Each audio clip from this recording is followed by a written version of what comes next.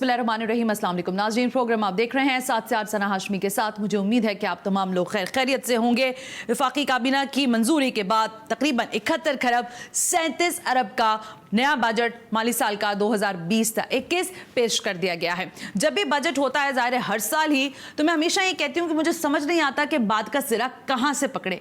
पिछले साल के खसारों पर बात करें या नए अहदाफ की तरफ देखें। लेकिन आज जो कुछ हुआ है कौमी असेंबली में, मैं ज़रा वो भी दिखाना चाह रही थी। एक जानिब हमाद अजहर साहब जो हैं वो पाकिस्तान के अहदाफ और पाकिस्तान की मुआशी पॉलिसीज़ के हवाले से हमें बता रहे थे कि पिछले साल क्या अहदाफ रहे, फिर कोविड के इशूज़ को भी उन्होंने डिस्कस किया। लेकिन ऑपोजिशन ने मुसलसल इस दौरान हंगामा आराई को जारी रखा है। अंदर की खबर यह भी है कि अंदर मुकमुका हो गया है हुकूमत का और ऑपोजिशन का कि बजट जो है वो जाहिर है मंजूर भी हो जाएगा और इत्तेफाक राय से होगा और अक्सरियत के साथ होगा। लेकिन ऑपोजिशन क्या कर रही थी, ये देखें, ये बैनर्स हैं जिसमें लिखा गया है कि भाई आपने मकानात देने थे, आपने रोजगार देना था, आपने मईशत का पहिया चलाना था, लेकिन कोरोना वायरस के आते ही आपने सब कुछ खत्म कर दिया है। अब हमाद अजहर साहब ने आज क्या चीदा बातें की हैं, अगर मैं उसमें जाऊं तो उसमें जाहिर है बहुत सारे सेक्टर्स हैं जिसमें ज़राअत की तज़किरा हुआ है, जिसमें इंफ्रास्ट्रक्चर की बात हुई है, सेहत की बात हुई है, तालीम की बात हुई है, बेरोजगारी की शरह को इजाफे की बात हुई है, माशी अहदाफ के पूरा करने, टैक्स नेट को बढ़ाने की बात हुई है। लेकिन ये सारी बातें कोई नई नहीं है। इससे पहले भी हमने देखा कि जब असद उमर साहब वज़ीर ख़जाना की हैसियत से थे, पाकिस्तान तहरीक इंसाफ अपना पहला बजट पेश कर रही थी, तो उस वक्त भी सूरत हाल कमोबेश यही थी। नाक़दीन ये कह रहे हैं कि एक मरतबा फिर पाकिस्तान तहरीक इंसाफ को कुशन मिला है कोविड-19 की वजह से और मुआशी पॉलिसीज के रिव्यू को बेहतर करने के लिए। मुझसे बेहतर बात करने के लिए और मुआशी तज्जिया करने के लिए हमारे साथ स्टूडियो में इस वक्त मौजूद हैं सानी महमूद खान। आप माहिर माशियात हैं, GTV प्लेटफॉर्म से इनसाइड फाइनेंशियल मार्केट के उन्वान से एक प्रोग्राम भी करते हैं। सानी साहब, थैंक यू वेरी मच कि आपने अपना वक्त दिया। लेटर ऑन हमें हफीज पाशा साहब जो कि साबिक वजीर खजाना हैं, डॉक्टर सलमान शाह साबिक वजीर खजाना है, इनसे भी जरा बात करेंगे और आबिद क़य्यूम सलरी साहब और दीगर माहिरीन मुआशरियात से भी बात करेंगे। सानी Mahmood Khan Sahab, straight to you, how you see about this budget? मतलब इट्स जो हम लोग कहते हैं, अवामी लोग कहते हैं, हम तो कहते हैं आदाद और शुमार का गोरख धंधा, आप क्या कहते हैं इसको? जी देखिए, हर साल हर बजट में पाकिस्तान को यही करना होता है और पाकिस्तान के पास इसके अलावा चारा है नहीं। तीन बड़े एरियाज़ होते हैं आपके इनकम, एक्सपेंडिचर और पाकिस्तान में सबसे बड़ा फोकस जो है हमेशा वो डेट मैनेजमेंट का होता है। सो पाकिस्तान का जो है वो $7 ट्रिलियन का जो बजट है, इस बजट में IMF ने 12 हमसे कहा है कि आपका 57.5% जो है वो प्रोविंसेस को पास ऑन हो जाता है। और इस पर्टिकुलर साल में जैसे कि अभी भी आपने फरमाया कि कोरोना सेंट्रिक ये बजट था, तो इसमें मसला सबसे बड़ा यही था कि हुकूमत बार बार ये कह रही थी कि this is going to be a tax free budget. But what we have seen is this कि नया टैक्स तो नहीं लगा, ये बात यहाँ तक ठीक है, मगर जो पुराने टैक्सेस हैं उनमें इजाफा भी किया गया है। पेट्रोलियम लेवी के नंबर्स बढ़ा दिए गए, मगर ये नहीं बताया गया कि वो जो फिक्स नंबर है, जो बात 3-4 दिनों से मार्केट में थी, बात लोग एक दूसरे से कर रहे थे कि फ़िक्स 20 से 25 रुपये पर लीटर का जो बोझ है वो आवाम को पास ऑन किया जाएगा। वो बजट तकरीर में नहीं कहा गया, मगर वो डॉक्यूमेंट्स में वो चीज़ आएगी।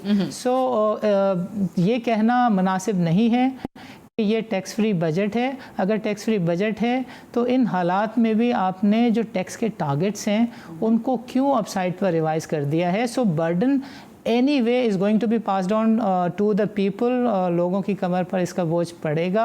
ये कहना बिल्कुल मुनासिब नहीं। अगर इस तरह की सिचुएशन होती तो फिर उस बात को मानना चाहिए था वज़ीर ख़जाना को, फाइनेंस के एडवाइज़र को और हुकूमत की मुआशी टीम को कि ये डिमांड ड्रिवन बजट होता है। यानी जब लोगों के पास रोज़गार नहीं है तो आपने उनको मनोसलवा के तौर पे उनकी जेब में पैसे नहीं डालने थे, आपने इकनॉमिक एक्टिविटी रिवाइव करने वाली चीज़ें देनी थी। आपने कहा था कि ये पैसा दे रहे हैं, इसको इस तरीके से इस्तेमाल करें कि इकनॉमिक एक्टिविटी चले। सो गवर्नमेंट जिस तरीके से लोग कहते हैं कि IMF अमेरिका से जो मनोसलवा उतरता है उसको हुकूमती मशीनरी पे ही इस्तेमाल होता है, उसका मेजर चंक आवाम को बहुत कम पास ऑन होता है। पास ऑन होता है तो सिर्फ डेट रीपेमेंट्स आवाम को पास ऑन होती हैं। तो हुकूमत का फोकस इकोनॉमिक स्टिमुलस और इकोनॉमिक एक्टिविटी को रिवाइव करने की तरफ कम है, सिर्फ अपने आप को मैनेज करने की तरफ ज़्यादा है कि yes we have presented budget even in tough times. रिवायती बजट पेश किया गया, एक मरतबा फिर इसको अगर मैं एक जुमले में पिरूँ तो जाहिर है कि आपको देना तो था बजट, तो आपने इस तरह से पेश कर दिया। लेकिन सानी साहब, इसमें एक नुक्ता जिस पर जाहिर है कंसर्न है हमारे यहाँ लोगों का, देखें पेट्रोलियम मसनूआत दुनिया भर में कम हुई, ठीक है, उसकी कीमतें नीचे गिरी और वजूहात वही कोविड के इश्यूज थे। ज़ाहिर है पाकिस्तान में भी अल्हम्दुलिल्लाह लोगों ने शुक्र अदा किया कि चलो भाई किसी तरह पेट्रोल प्राइसेस नीचे आ गए। पेट्रोल की अवेलेबिलिटी आपको पता है नहीं है मार्केट में, ठीक है। पीएसओ के हवाले से मैंने भी बात की और आपके ज़राए से भी बात हो रही होगी, वो कह रहे हैं रिजर्व्स हैं लेकिन हमारे पास मार्केट में नहीं उतरा। Reasons behind that you know better than me. अब मैं ये पूछना चाह रही हूँ कि देखिए IMF ने आपको कर्जा किसी वजूहात के बिना पर दिया है, आपको उनके जो टारगेट्स हैं उनको अचीव करने पड़ेगा, आपको बिजली के ऊपर टैक्स बढ़ाना पड़ेगा, दीगर और मराद के हवाले से जो कि अवाम के डायरेक्ट इस्तेमाल में है उसको आप इनडायरेक्टली वसूल करेंगे।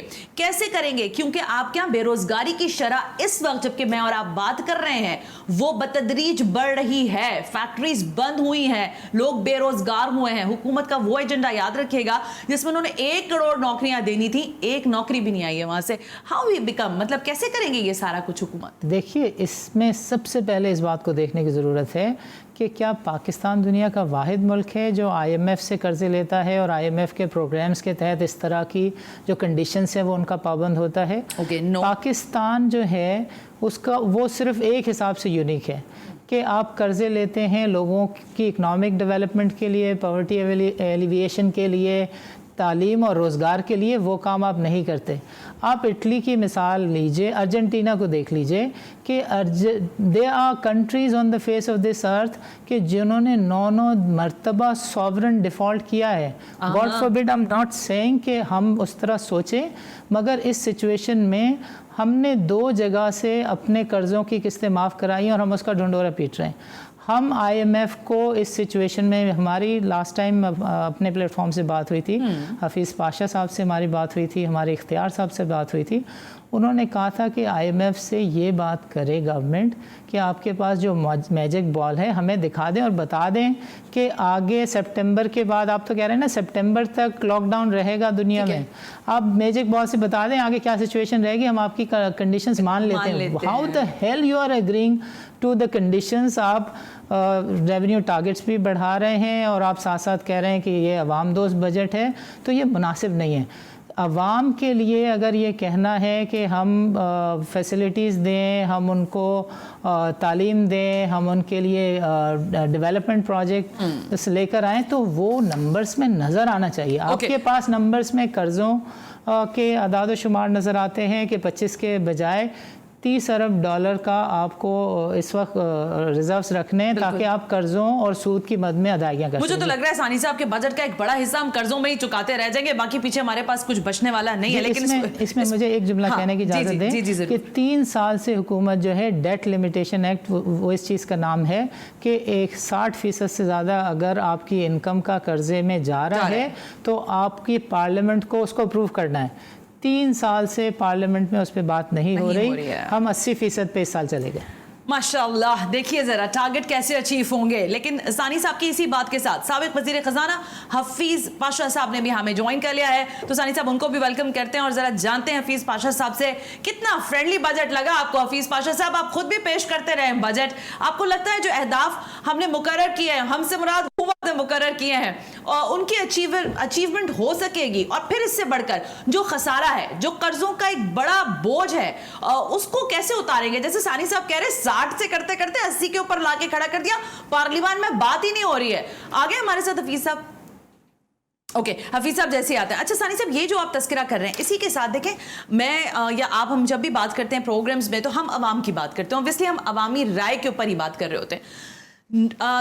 एक टैक्स है जो डायरेक्ट टैक्स आप लगा रहे हैं, वो पता चल जाता है। एक है जो डायरेक्ट टैक्स नहीं है, यानी कि जिसके लिए मैं टूथपेस्ट इस्तेमाल करूंगी मैं टैक्स दे रही हूं, मैं साबुन इस्तेमाल कर रही हूं मैं टैक्स दे रही हूं। फिर डायरेक्ट टैक्स जो है उसकी जो शरह है हमारे यहाँ वो बड़ी डिफरेंट है। डायरेक्ट टैक्स बिल्कुल लेस परसेंटेज पर है और इनडायरेक्ट टैक्स जो है उसकी शरह ज्यादा है। क्यों ऐसा है? क्यों अभी तक हमने इस चीज को गेज नहीं किया और हुकूमत का यहाँ पे क्या फेलियर आपको दिखाई दे रहा है? देखिए, हुकूमत जो है वो टफ डिसीजन भी नहीं लेना चाहती और हुकूमत जो है उस तरह के मैकेनिज़्म भी शायद नहीं इंट्रोड्यूस कर पा रही या उसके पास कैपेसिटी कंस्ट्रेंट्स हैं कि जो इनडायरेक्ट टैक्सेस की सॉरी सानी साहब, हफीज साहब कह रहे हैं कि उनके पास वक्त काफ़ी मुख्तसर है, तो हम ज़रा दोबारा उनकी तरफ चलते हैं। हफीज पाशा साहब, साबिक वज़ीर ख़जाना, अस्सलाम वालेकुम हफीज साहब। जी जी, अस्सलाम वालेकुम हफीज साहब, आपको हमारी आवाज़ आ रही है? खैर खैरियत से? वालेकुम सलाम। हफीज साहब, बड़ा मुबारक हो, नया 2020 और 21 का बजट भी पाकिस्तान तहरीक इंसाफ ने दूसरा बजट पेश कर दिया। कितना फ्रेंडली बजट है ये? माशाल्लाह, बजट जो कह रहे हैं कि टैक्स फ्री है और रिलीफ बजट है, तो ये इसकी दो नुमाया खुसूसियत है। तो अल्लाह के फजल से अगर ऐसा है तो बहुत अच्छा है, मगर ये इस तरह आप सोचिए कि एफबीआर के रेवेन्यू टारगेट में जो इजाफा मांगा गया है बजट में वो 27% है। Yes sir. आप मुझे बताइए कि टैक्स फ्री बजट से आप 27% रेवेन्यू में इजाफा कैसा करेंगे? ये एक कोई नया तरीका होगा? अच्छा। हम बस उम्मीद कर रहे हैं कि गवर्नमेंट हमें कोई नई चीज बताएंगे। अच्छा। दूसरी तरफ आप ये देखिए कि रिलीफ बजट तो यकीनन वो कह रहे हैं कि हैं, मगर एहसास प्रोग्राम और बेनजीर इनकम सपोर्ट प्रोग्राम के लिए अगले साल 70 अरब कम रखे गए हैं, 15% कमी की गई है, जबकि मुल्क में बेरोजगारी और गुर्बत में इजाफा हो रहा है। तो गवर्नमेंट प्लीज समझा दे कि ये किस तरह से रिलीफ बजट है। ये तो हमारे एक प्रोफेसर के सवालात हैं, मुनासिब वक्त पर वो जवाब दे दें तो अच्छा है। अच्छा हफीज साहब, हमारे साथ सानी साहब भी मौजूद हैं, आई एम श्योर वो भी जरूर आपसे कुछ जानना चाहेंगे। सानी साहब, would you like to ask any question for Hafeez साहब? हफीज साहब, अब सिर्फ इनडायरेक्ट टैक्सेस की मद में जो टारगेट दिया गया है वो 2.92 ट्रिलियन का है, इसके बारे में ज़रा आप काइंडली फरमा दें कि how would this be achieved? देखिए, बात यह है कि आपका जो इंडस्ट्रियल प्रोडक्शन जो सबसे बड़ा हमारा टैक्स बेस है, वो इस वक्त उसकी शरह नमू मनफी है और काफी मनफी है। दूसरी तरफ इंपोर्ट्स में बेशुमार कमी आई है, अगरचे हमारी इंपोर्ट पे डिपेंडेंस कुछ कम हुई है, मगर अभी भी 40% रेवेन्यूज इंपोर्ट से आते हैं। तो जब आपके दो टैक्स बेस श्रिंक हो रहे हैं तो ये समझ में नहीं आ रहा है कि आप इनडायरेक्ट टैक्सेस में तकरीबन 25% इजाफा किस तरह कर पाएंगे। ये हम पूछ रहे हैं इसलिए कि हमारी जिंदगी गुजरी इन चीजों में, तो मैं तो बड़ा हैरान हूँ कि ये किस तरह से, जैसे कहते हैं जादू की छड़ी लगाई गई है कि तकरीबन 27% ओवरऑल रेवेन्यूज में इजाफा विद टैक्स फ्री बजट हो सकता है। ये मैंने पहली दफा सुना है। ओके अच्छा हफीज साहब, मैं ये सवाल करना चाह रही थी, देखिए कोविड का इशू पूरी दुनिया में है और पाकिस्तान भी उसका शिकार है। आपको लगता है कि हुकूमत को एक क्वेश्चन भी मिला है, क्योंकि पेंशन्स में इजाफा नहीं हुआ, सरकारी मुलाजमिन की तनख्वाहों में इजाफा नहीं हुआ, इसको क्वेश्चन बनाकर सेहत के सेक्टर पर जो पैसा हुकूमत लगाने जा रही है, और आपको पता है कि आफ्टर द 18th अमेंडमेंट ये सूबों की तरफ भी जाना है, आपको लगता है कि स्ट्रेंथनाइज कर पाएंगे सेहत के स्ट्रक्चर को इन सारे सेगमेंट्स को देखते हुए? देखिए, पेंशन और सैलरीज जो हैं इस वक्त पाकिस्तान में, अगर आप प्रोविंसेस को मिला लें तो आपको हैरत होगी शायद ये सुन के कि 3000 अरब है, 3000 अरब। और उसमें अगर आप 1% भी इजाफा करते हैं तो 30 अरब होता है। और लग ये रहा है कि अभी भी एक्सपेंशन है एम्प्लॉयमेंट में और अभी भी कुछ इजाफा दिखाया गया है सैलरीज में और पेंशन्स में। और दूसरी तरफ जो चीज हमें देखनी है कि पिछले साल हमारे आर्म फोर्सेस ने एक बहुत अच्छा एग्जाम्पल सेट किया था कि इकोनॉमी करेंगे अपने खर्चों में, और इस साल उसमें सिर्फ 5% इजाफा हुआ है। अभी हमें ये देखना है कि सिविल साइड पर क्या हमारी मिनिस्ट्रीज, डिपार्टमेंट्स, डिविजन्स वगैरह वाकई अपने खर्चे को बिल्कुल इसी लेवल पे रखेंगे जो कि पिछले साल था। ये बहुत मुश्किल है, बट हमको इस बात पे हम खुश हैं कि कम से कम एक हुकूमत तो कह रही है कि हम खर्चों को कंट्रोल करेंगे।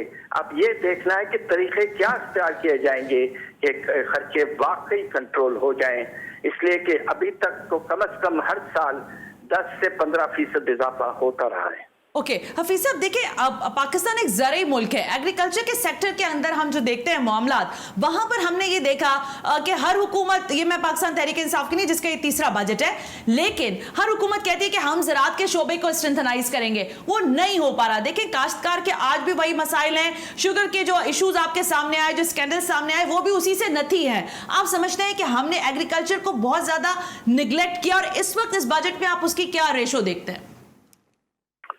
आपने बिल्कुल ठीक सवाल किया है, शुक्रिया। देखिए एक जमाना था, हम फर्टिलाइजर की सब्सिडी जो है वो सब्सिडीज में तकरीबन 20 से 25% होता था। अब इस साल के बजट में कोई नुमाया वाज़े तौर पर प्रोविजन रखी नहीं गई है। दूसरी तरफ आप ये देखिए कि प्रोक्योरमेंट के भी जो खर्चे बताए गए हैं वो सिर्फ 7 या 10 अरब बताए गए हैं। तो इस वक्त जो एग्रीकल्चरल सेक्टर को जिस चीजों की जरूरत थी, आपको इस साल ये करना चाहिए था कि आप मुख्तलिफ चीजों पर सेल्स टैक्स कम कर देते। आप खास तौर पे जो आपका जो लाइट डीजल ऑयल है जो ज्यादातर ट्यूबवेल में इस्तेमाल होता है, और ट्रैक्टर्स जो हैं, इन सब पे ड्यूटी आप सेल्स टैक्स एक साल के लिए कम कर लेते, इसलिए कि देखिए इस साल लोकस्ट का अटैक भी है जी सर, और इसको फैक्टर इन नहीं किया गया है ग्रोथ के प्रोजेक्शंस में। इसका तकरीबन कम से कम हमारे ज़री शोबे पर इसका असर जो है ग्रोथ पर काफी पड़ सकता है, और आने वाले साल में जो ग्रोथ टारगेट 2.1% रखी है वो बिल्कुल ना होने के मुमकिन होने के बराबर है। बिल्कुल ठीक है, बिल्कुल ठीक है। हफीज पाशा साहब बहुत बहुत शुक्रिया, आपने अपना कीमती वक्त हमें दिया और इतने अहम नुकात पे बात की। टिड्डी दल का जो मामला है, सिंध ने तो बहुत बात की है, कह रहा है, और जाहिर है एनडीए में भी इसको पूरी तरह देख रहा है, लेकिन मामला यह है कि जब हम एग्रीकल्चर की बात करते हैं तो वहाँ गुनागो मसाइल हैं। जरा इस सेक्टर पे भी बात कर लेते हैं, फिर सीमेंट सेक्टर पे भी बात करते हैं, क्योंकि पाकिस्तान पैदावारी सलाहियत के साथ साथ इंफ्रास्ट्रक्चर की बहाली के ऊपर, वर्क्स के ऊपर भी काम कर रहा है, यानी वर्क्स के डिपार्टमेंट के हवाले से भी काम हो रहा है, और फिर मिल्स को, नई मिल्स लगाने की बात कर रहे हैं प्राइम मिनिस्टर बार बार अपनी तकरीर में। तो ये सब कैसे होगा? क्या यही रोजगार के तरीकेकार होंगे? और अगर ये अहदाफ पूरे करती है हुकूमत, तो कितना इसको, जिसे कहते हैं, क्लैप किया जा सकता है इन सारी चीजों के ऊपर? Right after this break you watching 7 से 8।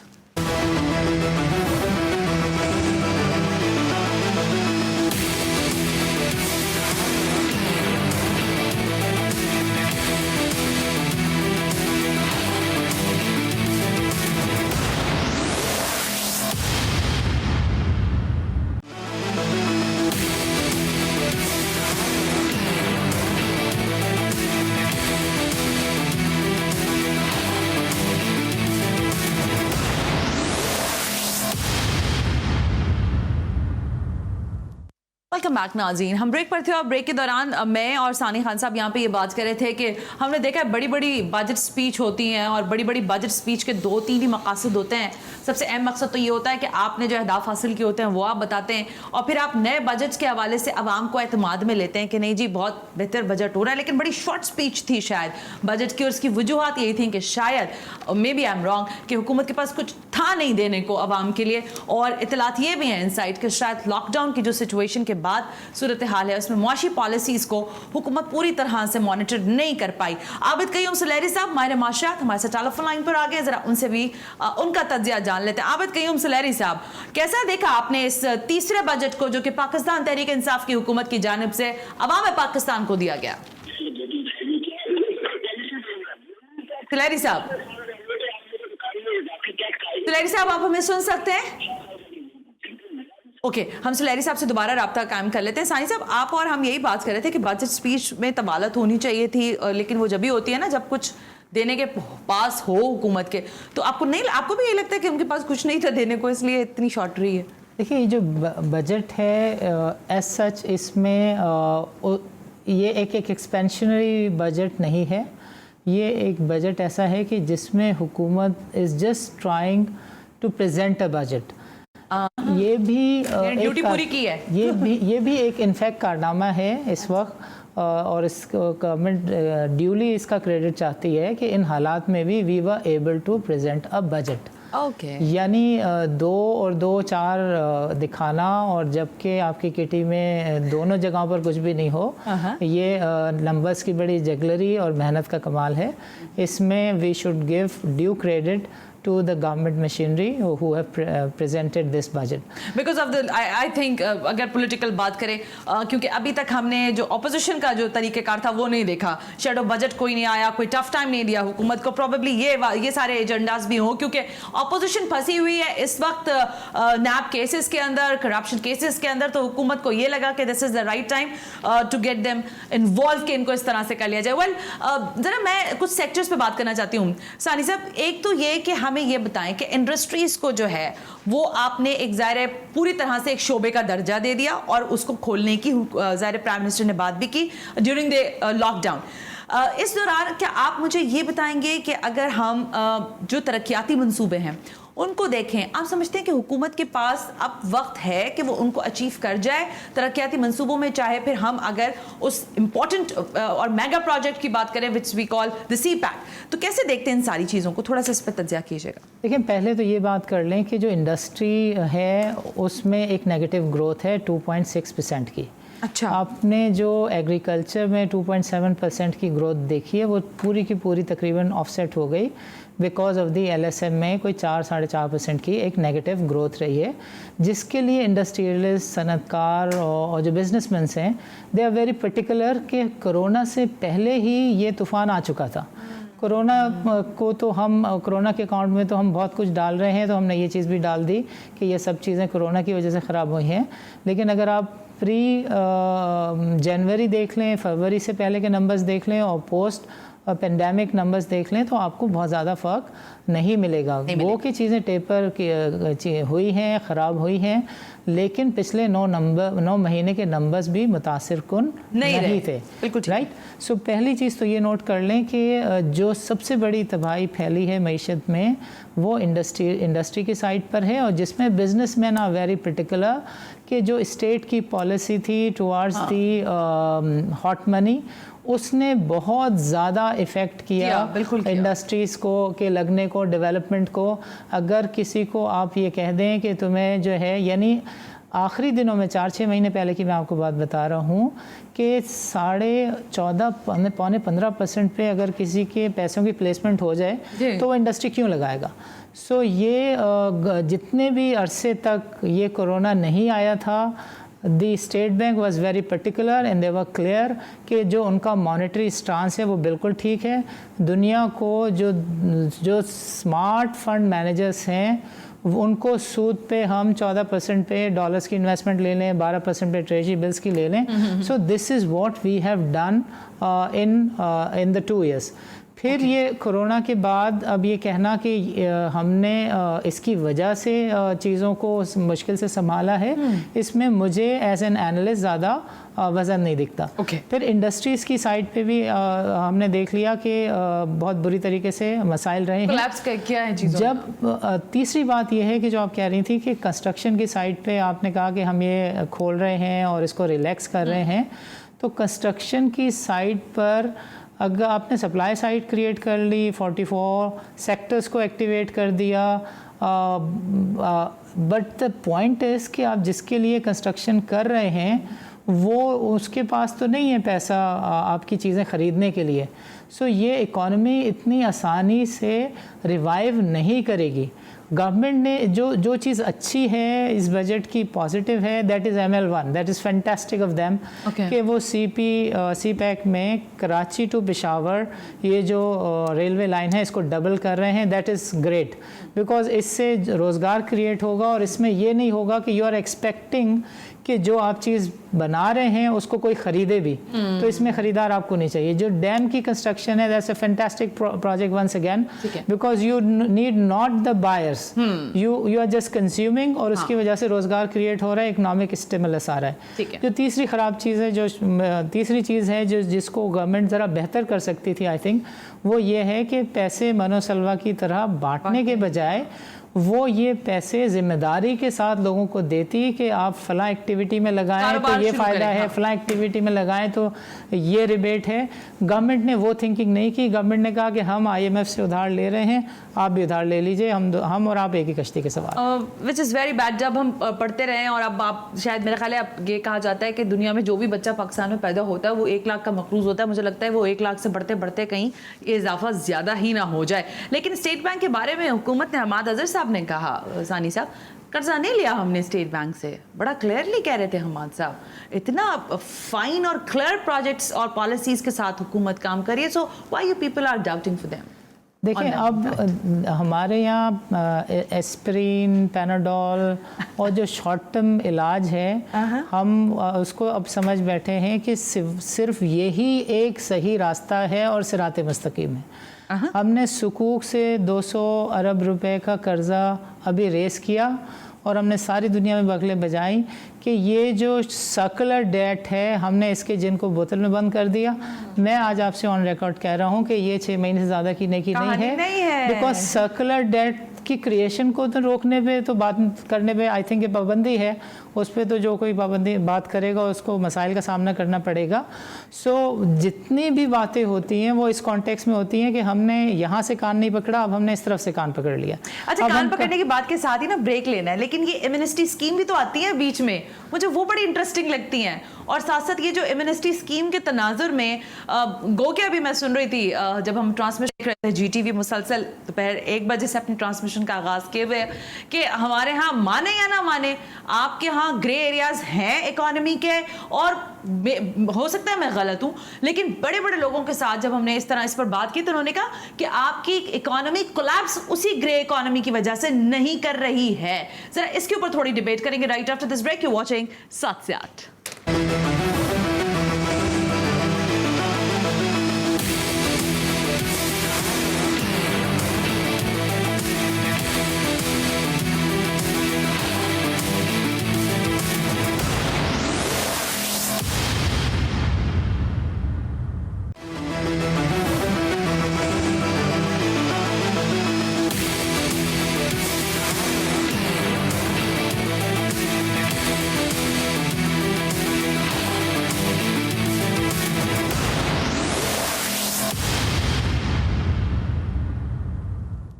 वेलकम बैक नाज़रीन। हम ब्रेक पर थे और ब्रेक के दौरान भी ज़रा मैं ये आदाद और शुमार पढ़ने और इसको समझने की कोशिश कर रही हूँ ताकि आप तक सवाल भी पहुँचे और उसका जवाब भी। सानी साहब, ये यौमिया उजरत कमाने वालों के लिए 200 अरब रुपए मुख्तस किए हैं हुकूमत ने, हमाद अजहर साहब ने अभी स्पीच में बताया। अब यौमिया उजरत कमाने वाला आपसे और हमसे ये जानना चाहता है कि ये 200 अरब रुपए उसको किस कैपेसिटी में और किस तरह से मिल सकेंगे जो कि हुकूमत अदा करने को तैयार बैठी है।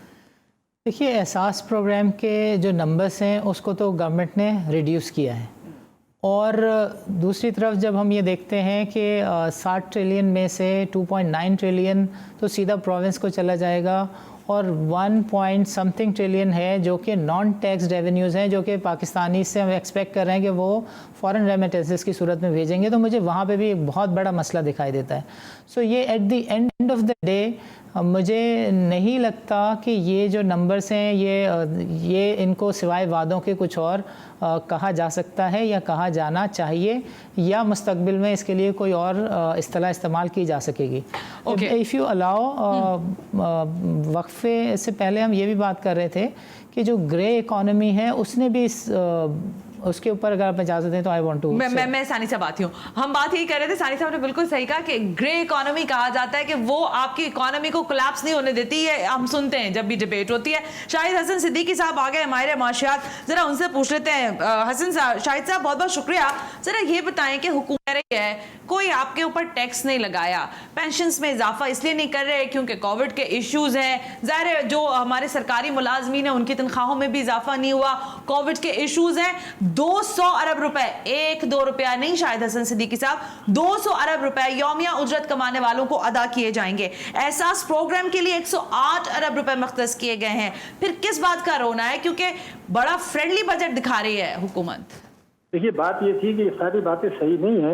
इन्होंने, अगर किसी ने आपको, आप किसी से ये कहें कि जी मैंने आपको थप्पड़ नहीं मारा, तो कहेगा जी मगर पत्थर फेंक के तो मार दिया ना आपने।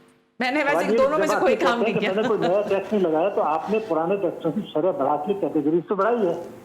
ये जो आपने टैक्सों की वसूली में आप इजाफा दिखा रहे हैं, ये तो आप अवामी कुचल के कर रहे हैं ना। तो ये मुझे बताइए कि रिलीफ कहाँ दिया है आम आदमी को। अगर मैं इसमें जो अकाउंटिंग जगलरी है वो मैं आपको बता दूं तो पोजीशन वाज़ेह हो जाएगी। जी सर। देखिए, मैं आपसे अर्ज करता हूँ कि आपने ये कहा कि FBR के रेवेन्यूज का हदफ है 4,963 अरब रुपया, ठीक है ना। अब ये तो हासिल नहीं होगा, ये मैं आपको आज बता रहा हूँ, ये डाउनवर्ड इनकम होगा, मगर 1 मिनट के लिए हम तस्लीम करते हैं कि हासिल हो जाएगा 4,963 अरब।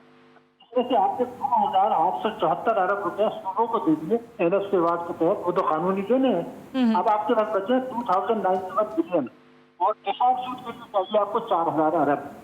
तो यही 2,000 अरब का शॉर्टफॉल है, तो पूरा मुल्क चलाना है आपको, इसमें बहुत बड़ा मसला है। दूसरी बात जो आपने मैं हसन साहब को प्रॉपर, हसन साहब आपकी आवाज में थोड़ी सी डिस्टॉर्शन है। तो फिगर्स में डिस्टॉर्शन है, आवाज तो ठीक है।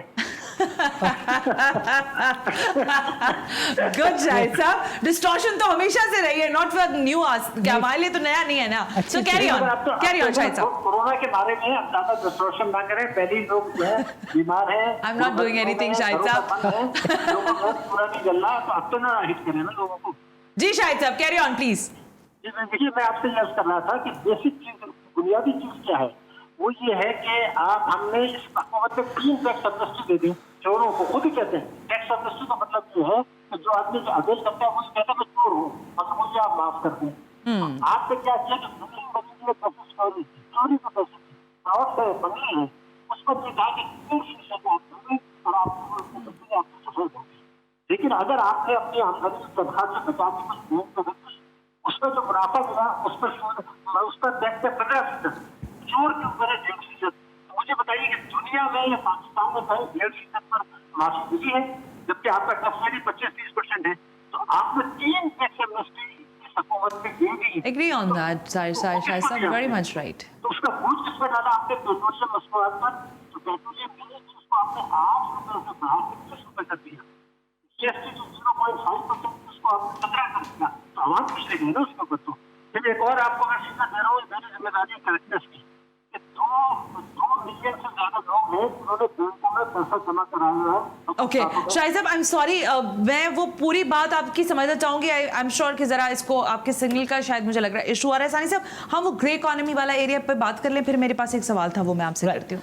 देखिए, सवाल ये है कि बार बार गवर्नमेंट लेकर आती है ब्लैक इकोनॉमी के पैसे को सिस्टम में लाने के लिए और उसमें कामयाब नहीं होती, तो और जो लोग फाइलर होते हैं इस तरह की स्कीम्स के, उनको देखा जाना चाहिए कि वो 1970 से अब तक कोई 15-17 स्कीम्स, 11-12 तो ऑफिशियली मैं देख चुका हूँ जो आई हैं।